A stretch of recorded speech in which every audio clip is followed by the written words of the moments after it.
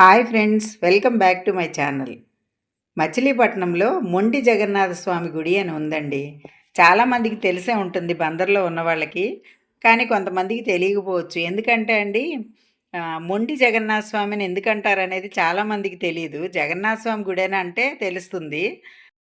ఇక్కడ పూరీలో ఉన్నట్లుగా ఉంటారండి. గర్భగుడిలో బలరాముడు, సుభద్ర, కృష్ణుడు ఉంటారనమాట.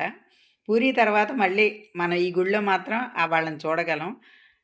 స్వామివారికి ఎదురుగుండా ఆంజనేయ స్వామి ఉంటారండి. ఈ లోపలికి వెళ్తాం అనమాట మనకి లైను. అయితే ఆ రోజు ధనుర్మాసం సందర్భంగా ప్రసాదాలు పెట్టారండి. మా భారతి గారు తీసుకెళ్లారు. ఒక పక్క అయితే ఈ పాసురాలు చదువుతున్నారండి, గోదాదేవికి సంబంధించి అనమాట. ఇదిగోండి లోపల ఇలా ఉంటారనమాట అండి. బలరాముడు, సుభద్రాదేవి, శ్రీకృష్ణుడు వారు ఉంటారనమాట. చాలా ఫేమస్ అండి ఈ గుడి కూడా మా మచిలీపట్నంలో. ఎవరికైనా తెలియని వాళ్ళు వెళ్ళొచ్చు అనమాట. అంటే ఇది ప్లేస్ ఎక్కడంటే అండి, మార్కెట్‌కి దగ్గరలో ఉంటుందండి.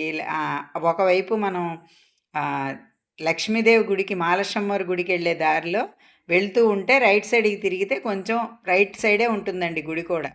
తెలియని వాళ్ళ కోసం చెప్తున్నానండి. ఇలా సుభద్ర, బలరాముడు, కృష్ణుడు ఒక దగ్గర ఉండడం అన్నది విశేషం కదండి. అయితే ఈ ప్రసాదాలు చాలామంది అప్పటికే మేము వెళ్ళేసరికి తింటూ ఉన్నారండి. మేము వెళ్ళేసరికి కొంచెం లేట్ అయిందనమాట. ఇదిగోండి వెళ్తున్నామండి, మనం కూడా వెళ్దాం, ఏమేం ప్రసాదాలు పెట్టారో మీరు కూడా చూద్దురు కానీ.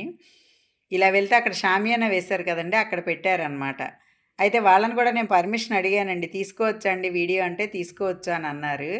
ఇదిగోండి కేసరి, తర్వాత చక్కెర పొంగలి, పులిహోర, అదేంటి కట్టె పొంగలి విత్ చట్నీ, తర్వాత సాంబార్ రైసు, దద్దోజనం ఇవన్నీ పెట్టారండి.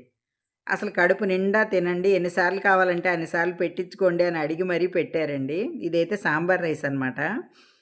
చాలా బాగున్నాయండి ప్రసాదాలు. ఎందుకంటే దేవుడికి పెట్టిన ప్రసాద నైవేద్యం అంటేనే ఆ రుచి వచ్చేస్తుందేమోనండి. అసలు కడుపు నిండా తిన్నారండి అందరూ కూడా. అంటే చాలా సంతోషంగా అనిపించిందండి. మీకు ఆ విస్తరాకులో ఏమేమి వెరైటీస్ ఉన్నాయో చూపిస్తాను చూడండి. అంటే నేను పెట్టించుకున్నవండి ఇవన్నీ. దద్దోజనం అయితే తర్వాత పెట్టించుకున్నాను అనమాట. ఇవన్నీ అసలు అప్పటికే విస్తరాకు నిండిపోయిందండి అందుకని. చాలామంది వచ్చారండి. ప్రతి సంవత్సరం ధనుర్మాసంలో ఇలా పెడతారండి ఇక్కడ. మీకు ఈ వీడియో నచ్చిందా అండి? నచ్చితే like, share and subscribe my channel. Thank you.